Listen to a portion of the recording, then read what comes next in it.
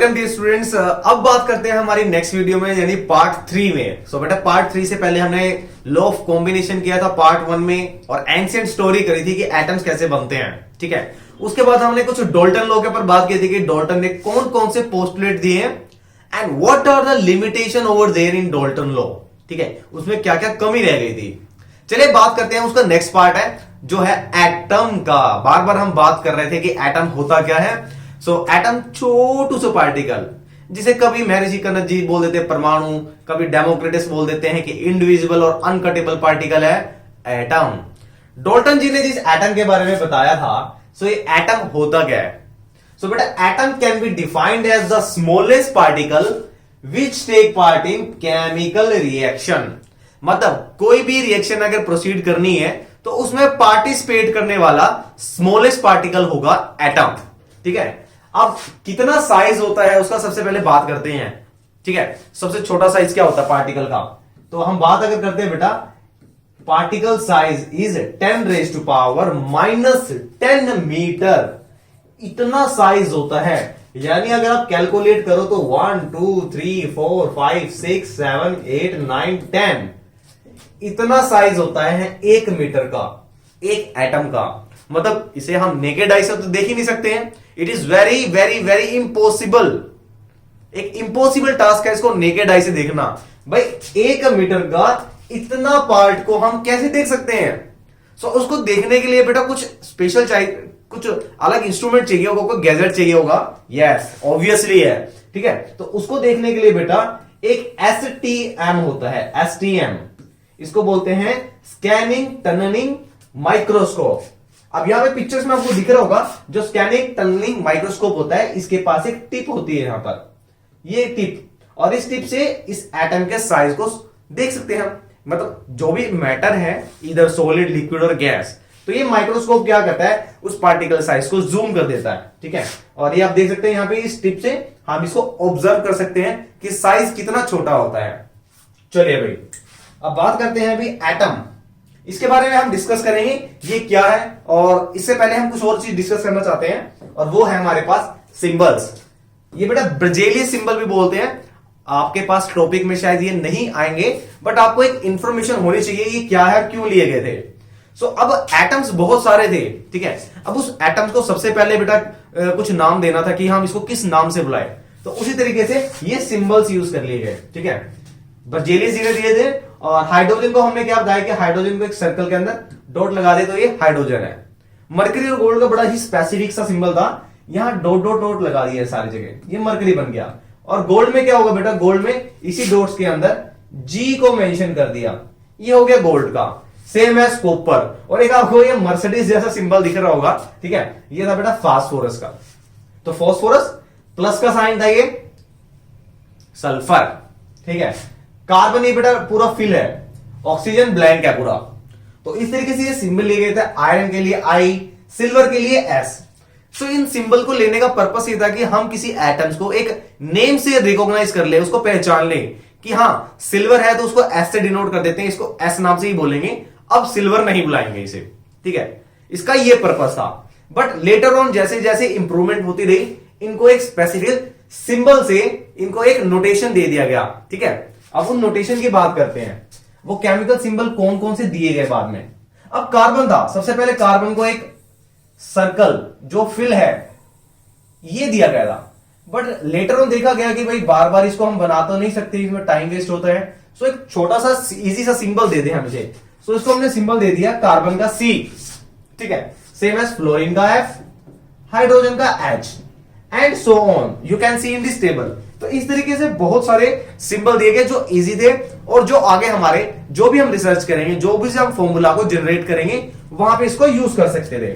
ठीक है, चलिए भाई, और इसी तरीके से एक लाइन ये बेटा दी है, अब इसको कैसे यूज करना है हम वो देखेंगे। चलिए, ये तो था हमारे एटम के बारे में।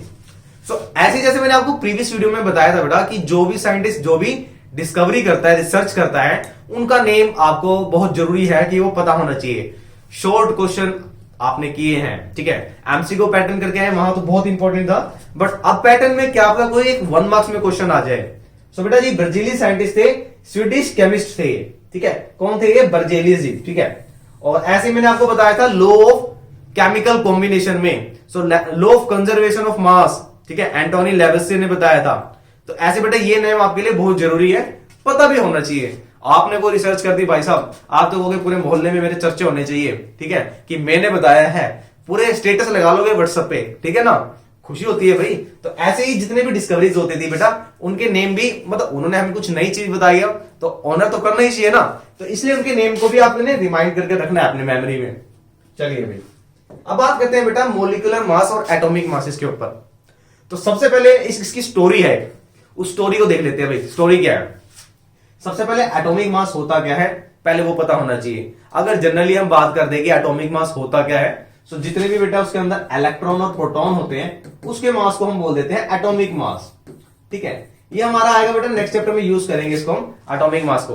बट इस एटॉमिक मास का यहां से कैसे रिलेशन, मतलब स्टार्टिंग कहां से लिया, तो सबसे पहले ये देखा गया है कि जैसे हम बेटा एक एग्जांपल देता हूं। अब क्लास में एक बेस्ट मतलब सिंगल स्टूडेंट होता है जो टॉपर होता है, तो जब भी टीचर कंपेयर करते हैं ना, तूने मार्क्स नहीं लिए है भाई, तुझे कम से कम देखो XYZ ने 90% लिए हैं मार्क्स और तुमने कितने लिए हैं 89। तो कंपेयर करते हैं, तो हम क्या करते हैं, हम नहीं टीचर्स की बात कर रहे हैं, जब टीचर से कंपेयर करते हैं तो एक स्टूडेंट को हम रेफरेंस बना लेते हैं कि हाँ कम से कम भाई इतनी परसेंटेज तो आनी चाहिए, कम से कम XYZ चिंटू के बराबर तो परसेंटेज आनी चाहिए, तो उसको एक रेफरेंस मान लेते हैं। ऐसे ही जब हम किसी भी एटम का मास निकालते हैं तो हम क्या करते हैं, एक एटम को रेफरेंस एटम ले लेते हैं, ठीक है। ये सबसे पहले माना गया कि सबसे पहले एटम कौन सा ले भाई, तो सबसे पहले लिया गया बेटा हाइड्रोजन। अब हाइड्रोजन को लेने का रीजन क्या था, ये भी पता होना चाहिए, ठीक है। हाइड्रोजन का जो मास था, it was assumed that it was 1.63673 10⁻⁻24 ग्राम। बहुत थोड़ा है, बहुत छोटा है। और अप्रोक्सीमेटली अगर हम इसे देखते हैं तो लगभग ये मान के चला था, इसे हम यूनिट में लेके चलते हैं बेटा। ये यूनिट क्या भी बताते हैं, ठीक है, मतलब एक जो मास है ना उसको एक यूनिट फॉर्म में लेके चलते थे कि इसका यूनिट है, एक यूनिट है ये, ठीक है। फिर उसको ग्राम में लेने लगे हम, उसको हम डिस्कस करेंगे अभी। तो लगभग ये माना गया कि हम इसके मास को ले लेते हैं भाई, ये एक यूनिट है।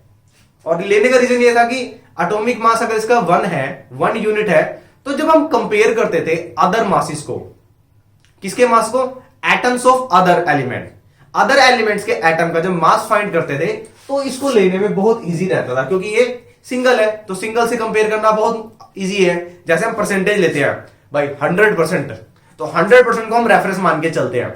तो यहां पे इसको हमने मान लिया 1U, इसका मास है 1 यूनिट। तो अदर मासेस थे, जो अदर एटम्स के मास थे, वो कंपेयर करना इजी हो गया, ठीक है। बट फिर क्या हुआ, फिर एक प्रॉब्लम आ गई। सर साइंस में ऐसे ही होता है क्या, पहले कुछ बताते हैं फिर उसमें प्रॉब्लम आ जाती है। अरे भाई डिस्कवरी तो ऐसी होती है ना, पहले अपनी व्यूज देते हैं, जब तक उसका वेरिफिकेशन नहीं होता है तब तक उसे चलते रहने देते हैं। तो जैसे वेरिफिकेशन हो गया फिर उसमें कमियां देखते हैं ना भी क्या है, भी उस कमी को फिर इंप्रूव करते हैं। तो उसके बाद हाइड्रोजन लिया था, हाइड्रोजन को रिजेक्ट कर दिया। भाई क्यों रिजेक्ट किया सर, भाई रिजेक्ट करने का रीजन भी होगा, बिल्कुल होगा। सो रिजेक्ट इसलिए किया गया कि जब हम अदर एटम्स के मास को कंपेयर कर रहे हैं हाइड्रोजन के साथ, so it is found that कि जो मास आ रहा है वो क्या आ रहा है बेटा, फ्रैक्शन में आ रहा है, पॉइंट्स में आ रहा है। सो हमने क्या किया, इस हाइड्रोजन को कट कर दिया। पहले इसको रेफरेंस एटम ले लिया भाई, ठीक है, क्योंकि ये 1 था। बाद में इसको हमने क्या करा, इस हाइड्रोजन को रिजेक्ट कर दिया, ठीक है, क्योंकि हमारा जो मास आ रहा था अदर एटम्स का, वो हमारा फ्रैक्शन में आ रहा था। अब आपने ऐसा तो नहीं सुना होगा भाई, राजू का वेट है 12.10 1 2 3 4 5 ग्राम या किलोग्राम, नहीं, ऐसे फ्रैक्शन में कभी नहीं थे। लगभग 58 किलो है, 70 किलो है, 70 केजी, 45 केजी, कुछ ऐसे लेके चलते हैं, ठीक है। तो फ्रैक्शन में तो नहीं लेते, तो हमने हाइड्रोजन को रिजेक्ट कर दिया भाई, हमने नहीं, साइंटिस्ट ने। चलिए अब उसके बाद क्या आया, उसके बाद देखते बेटा, उसके बाद हमारे पास आया सेकंड एटम। अब साइंटिस्ट ने बोला भाई सेकंड आइटम लेते हैं, वो है ऑक्सीजन। सो ऑक्सीजन को लेने का रीजन क्या था, अब ये रहा बेटा जी ऑक्सीजन आपका। And now it is found that its atomic number is 8 and mass number is 16। इसका नंबर था 16 मास नंबर। और ऐसा लिया गया और ये देखा गया कि जब हम ऑक्सीजन एटम को लेते हैं, इसके लेने का रीजन क्या था कि जो हाइड्रोजन को लिया था तब हमारा आ था फ्रैक्शन में, ना ऑक्सीजन को ले रहे हैं जब हम, तो हमारा जो रिलेटिव एटॉमिक मास है वो फ्रैक्शनल में नहीं आ रहा है, ठीक है। और आ रहा है अभी आ रहा है, ठीक है। एक तो रीजन ये था कि ऑक्सीजन है ये सभी एटम के साथ कंबाइन कर रहा था, ठीक है। और जब ये जो फ्रैक्शनल में आ रहा है, जो फ्रैक्शन में, ये इसको भी ड्रॉबैक को खत्म कर रहा था। तो भाई साहब ऑक्सीजन को तो ले लिया, लेकिन फिर क्या हुआ, नई डिस्कवरी आ गई। फिर भाई साहब ऑक्सीजन को भी धकेल दिया, ठीक है, ऑक्सीजन को भी रिजेक्ट कर दिया।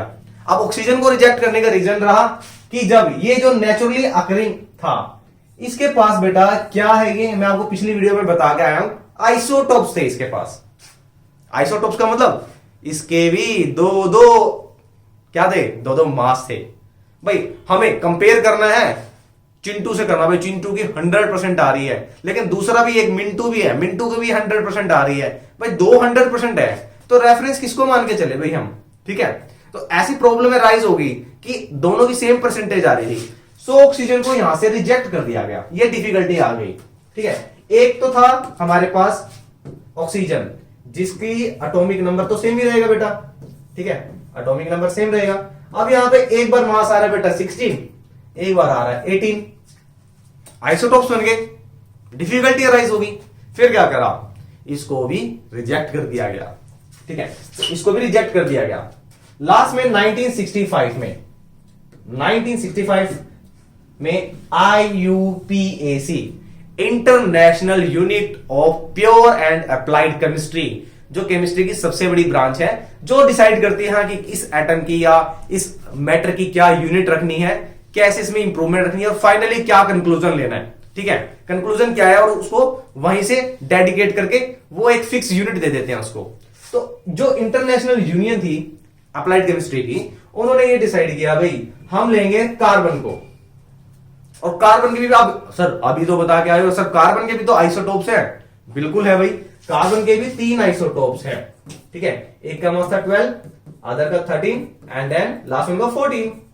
बट IUPAC ने कहा कि भाई आइसोटोप्स है तो ठीक है, कोई बात नहीं, हम ऑक्सीजन को नहीं ले रहे हैं, ठीक है, बट हम क्या करेंगे, इसके भी जो आइसोटोप्स है उसमें जो सबसे स्टैंडर्ड वाला है, ठीक है, उसको ले लेते हैं, यानी कार्बन 12 वाले को। समझ गए बात, कार्बन 12 वाले को ले रहे हैं। और इसको लेने का रीजन क्या था, कार्बन 12 को ले लिया, चलो अच्छी बात है भाई, ले लिया, 12 13 14 को, सॉरी 13 14 को नहीं लिया हमने। अब जब भी हमें किसी भी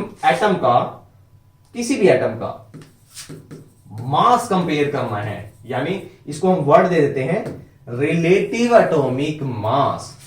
so atomic mass of an element is relative मत बोला करो सर, मेरे रिलेटिव आते हैं ना, सबसे पहले पूछते हैं बच्चा क्या करता है, कितनी परसेंटेज आई है, मुझे रिलेटिव नहीं पसंद है ना ऐसा होता है जनरली। तो जब भी हम एटॉमिक मास को कंपेयर करते हैं तो हमने क्या किया, हम कार्बन 12 से कंपेयर कर रहे हैं। सर यहां पे भी कंपैरिजन, एटम्स को तो छोड़ देते, तो it is the relative mass of its atom as compare to the carbon 12 isotope. यानी कि जब भी हम किसी एटम के मास को कंपेयर करेंगे तो सबसे पहले हम कंपेयर करेंगे उसे कार्बन 12 के मास से, ठीक है। सर इसे और कोई तरीके से लिया गया, बिल्कुल लिया गया भाई, डेफिनेशन को ये देखते हैं भाई, इसको हमने बोल दिया एटॉमिक मास यूनिट, जिसका मतलब क्या है, जिसका मतलब है कि अगर हमें किसी भी एटम का मास निकालना है तो हम उसे कंपेयर करेंगे 1/12 of mass of carbon 12 isotopes, यानी कार्बन 12 आइसोटोप्स का जो भी मास होगा, दिख ही रहा है भाई, उसका 1/12 कर देंगे। यानी मान लीजिए हाइड्रोजन लेना आपने, तो हाइड्रोजन का सर अभी आप ही ने बताया था 1 होता है 1, तो हम इसको कैसे लेंगे, इसको ले लेंगे 1 यूनिट, और आप ये कह सकते हैं 1 यूनिट कैसे आया, 1 into 1/12 ऑफ कार्बन आइसोटोप, यानी कार्बन 12 आइसोटोप्स का 1/12 पार्ट होगा इसका मास, ठीक है। और इसे जनरली हम बोल देते हैं ये रहा कि कितना हैवियर है कार्बन 12 आइसोटोप से। भाई एक ये चिंटू खड़ा है, एक चिंटू एटम है, एक मिंटू एटम है, मिंटू को हमने कार्बन फाइनल कर दिया है, भाई ये रेफरेंस एटम है मिंटू। सो चिंटू मिंटू वाले से कितना हैवियर है, तो इसको हम एक नाम दे देते हैं कि हम इसे रिलेटिव एटॉमिक मास, ठीक है। और यहां पे मैंने एक एग्जांपल ली भी है, एग्जांपल लिया मैंने बेटा मैग्नीशियम का, ये मैग्नीशियम का एटॉमिक नंबर 12 है और मास नंबर है 24। ठीक है, सो अब हम देखते हैं 24। तो 24 को अगर हम देखते हैं, यहां से कैलकुलेट करते हैं, मैंने बोला था कि जब भी कंपेयर करेंगे कितना हैवियर है मिनटू एटम चिंटू एटम से, यानी कार्बन एटम से दूसरा एटम कितना हैवियर है। तो बेटा जब भी मैंने बोला था कि 1/12 लेना है, 1/12 का मतलब है कार्बन 12 का, ठीक है, कार्बन 12 का आइसोटोप, इसको हम 1 यूनिट मान के चलते हैं, 1 यूनिट। ठीक है, अब 24 कितना मास होता है, किसका मास होता है बेटा, मैग्नीशियम का। तो यहां से अगर हम कैलकुलेट करते हैं तो ये मान के चलते हैं कि जो मैग्नीशियम का एटम होता है, जो मैग्नीशियम एलिमेंट है उसके जो एटम होते हैं वो 2 टाइम्स हैवियर होते हैं कार्बन 12 आइसोटोप से। यानी जब भी हम कंपेयर करेंगे तो कार्बन 12 का नाम आएगा भाई, कार्बन 12 से कंपेयर कर रहे हैं हम, कार्बन 12 का मतलब है 12 वाला आइसोटोप्स। यानी हम कह सकते हैं कि जो मैग्नीशियम का एटम है वो 2 टाइम्स हैवियर है, 2 गुना भारी है। किससे, किससे भाई, कार्बन 12 आइसोटोप से। सर समझ गए, बहुत बढ़िया। अब हम बात करते हैं, ये तो हमारा था बेटा एटॉमिक नंबर, हमने ये क्यों लिया है, हमने ऑक्सीजन कार्बन 12 को ही क्यों लिया है। अब इस पे बहुत सारे क्वेश्चंस हैं, बहुत सारे, उनको डिस्कस करते हैं अब हम। ठीक है, अरे कहां गए, अरे चलो भाई। अब जो मॉलिक्यूल्स होते हैं, किस किस मॉलिक्यूल्स के बारे में पता है, एटम्स के बारे में सर बहुत पढ़ लिया है। अब बहुत सारे एटम्स हैं, कहां है, एटम है, एटम है, एटम है, ये बहुत सारे एटम मिल जाएंगे तो मॉलिक्यूल बनते हैं।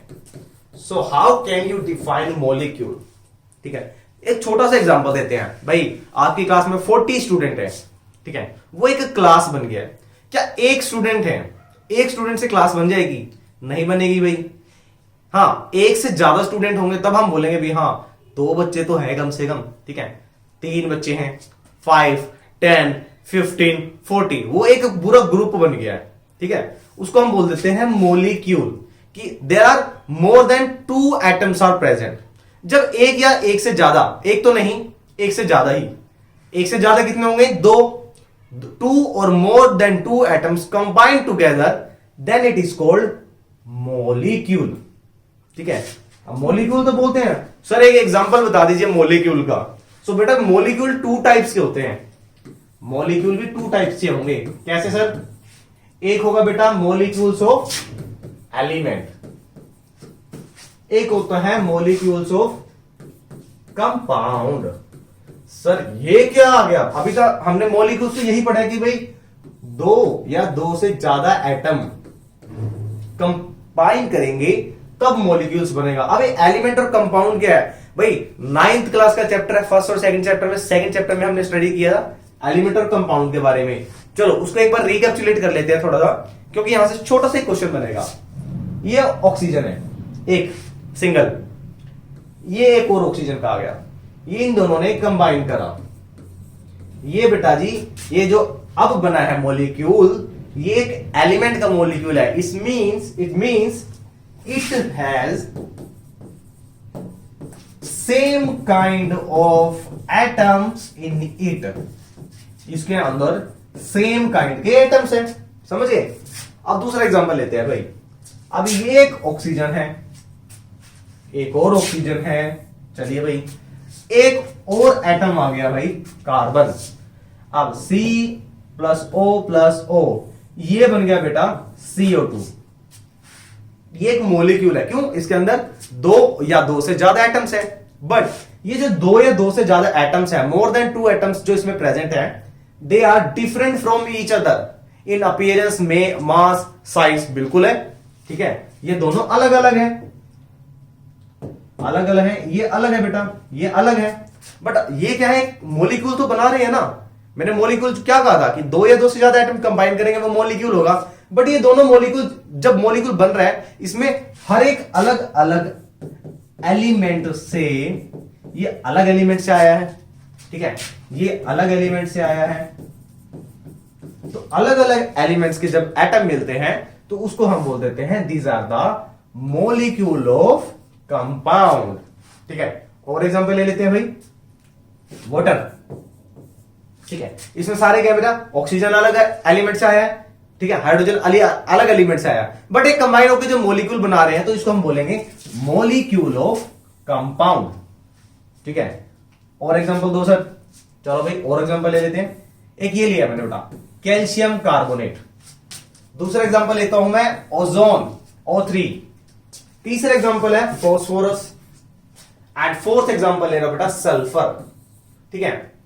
अब आपको ये बताना है कि इसमें से, मतलब मेरा क्वेश्चन यहां तक शायद समझ आ गया होगा अभी तक बच्चों को। आपको ये बताना है कि इसमें से एटम्स ऑफ एलिमेंट कौन, sorry molecules of element and molecules of compound कौन से हैं।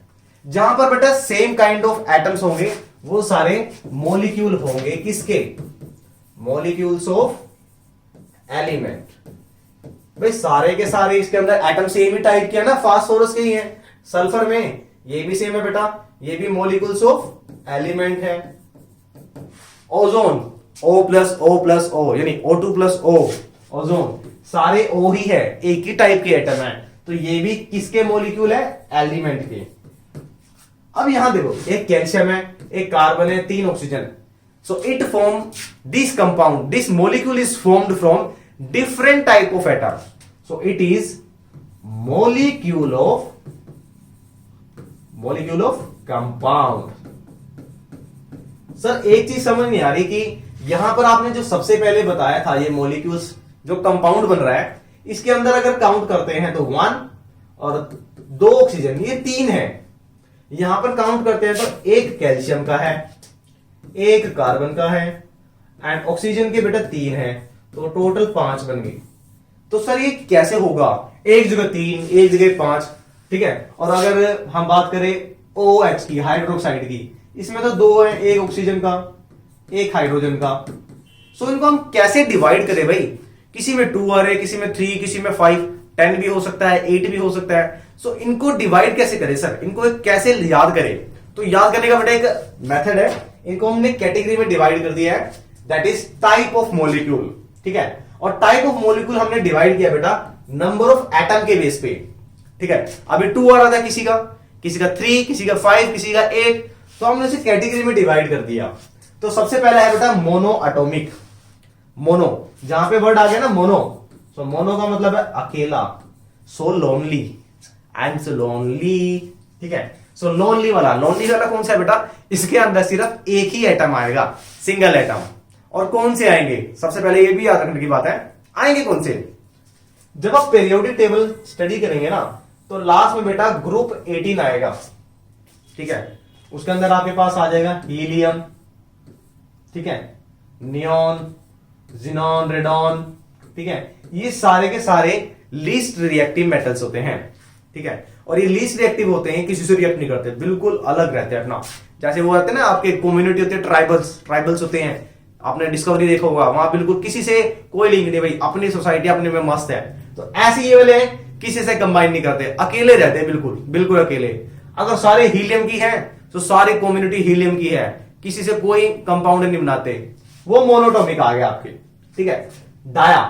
डाया बोल दो या डाई का मतलब होता है 2। अब आपको पता लग गया होगा कि 2 का मतलब क्या है, यहां पे 2 एटम होंगे, जैसे अभी बताता हूं नेक्स्ट एग्जांपल में, एक शॉर्ट ट्रिक बनाई है, वहां से आपको पता लग जाएगा। डाई का एक एग्जांपल देता हूं, जैसे मैं डाया, आप यहां दिख रहा होगा आपको, एक नाइट्रोजन दूसरा नाइट्रोजन, ठीक है, N2 बन गया। तो इसके अंदर 2 एटम्स हैं, तो ये क्या हो गया, डाया एटॉमिक मॉलिक्यूल हो गया। और एग्जांपल क्या है भाई, अब क्लोरीन है भाई, ये दूसरे क्लोरीन के साथ कंबाइन करेगा, ये क्या बनाएगा भाई, Cl2। अभी एक एग्जांपल आपको बता के आया हूं मैं, और O का ऑक्सीजन। ये सारे के सारे डायटोमिक हो गए। सर मोनो हो गया, डाया हो गया, ट्राई भी होगा फिर तो, बिल्कुल है। ट्राई का भी एग्जांपल दिया था मैंने आपको, ओजोन, ठीक है, ओजोन आ गया। ऐसे ही जब नंबर ऑफ एटम्स कंबाइन होंगे बहुत सारे, जैसे सल्फर हो गया, S8 है, S8 से भी ऊपर सर को होता है, बिल्कुल होता है भाई। और ऐसा है एक बकी बोल बोलते हैं जिसे हम, ये बकमिंस्टर फुलर ने बताया था साइंटिस्ट ने, तो उसका नाम ही रख दिया बकी बोल। सो बकी बोल के अंदर 60 से लेके 300 प्लस एटम्स कंबाइन होते हैं, और वो हमारा आ जाता है बेटा पॉली एटॉमिक। पॉली का मतलब बहुत सारे, नंबर ऑफ एटम्स कंबाइन कर रहे हैं, ठीक है। सो पोलो एटॉमिक मॉलिक्यूल्स हो गया ये, ठीक है। ये देखो ब्यूटीफुल से एग्जांपल है, ये हीलियम वाला बता दिया मैंने आपको, जो बिल्कुल लीस्ट रिएक्टिव है, किसी से बात नहीं करते भाई, अकेले रहते हैं, ठीक है। ये सारा एडियन ग्रुप में आ जाएगा आपका, ठीक है, इतना आपको सफिशिएंट है। दूसरा डाया, फिर ट्राई, ऐसे tetra, penta, and then number of atoms आ गया जब, मतलब 3 के बाद हम मान के चलते हैं वो सारे आ गए पॉली में, यानी नंबर ऑफ एटम्स में आ गए, ठीक है। चलिए भाई, ये रहा एग्जांपल। ये देखो, आपको ऐसा लगा होगा कोई सोसर बॉल होगी, ठीक है, सोसर बॉल होगी या आपकी फुटबॉल होगी कुछ, ये फुटबॉल के पैचेस बन रहे हैं, देखो ये हेक्सागोनल बन रहा है, ठीक है। तो हर एक पॉइंट पर एक एटम कंबाइन है, किसका, कार्बन का। इसे हम कार्बन कंपाउंड में भी स्टडी करने वाले हैं, तो यहां से ध्यान रखना भाई, ये आपका बेटा आ गया है एक पोली एटॉमिक मॉलिक्यूल ऑफ एलिमेंट, ठीक है। एलिमेंट का बस सिंपल याद रखना कि सेम एटम्स होंगे सारे के सारे, जुड़वा जुड़वा जुड़वा तिड़वा चढ़ुआ पढ़ुआ, ठीक है, तो एक जैसे दिखने वाले आइटम है, ठीक है। अरे पढ़ुआ क्या होता है, पढ़ुआ तो कुछ पर कोई फेस्टिवल होता है। चलिए, दूसरा था बेटा मॉलिक्यूल ऑफ कंपाउंड। तो एलिमेंट वाला बेटा हो गया आपका, इसे फुलरिन बोलते हैं, मैंने आपको बताया था, बकमिंस्टर फुलर ने बताया था, बकमिंस्टर फुलर, चलो फुलर से ही नाम पड़ा था फुलरिन। अब कंपाउंड की बात करते हैं, तो कंपाउंड की मैंने आपको एग्जांपल दिया था क्लास का, भाई आप 10th क्लास में हैं तो वो सारे के सारे बनेंगे मॉलिक्यूल्स ऑफ एलिमेंट। अगर आपकी क्लास में 9th स्टूडेंट को, 9th की आप स्टूडेंट ऐड कर दिए, तो बेटा है तो सेम स्कूल, ठीक है, सो मॉलिक्यूल तो बनेगा, बट इसको हम बोल देंगे मॉलिक्यूल किसका है भाई, कंपाउंड का।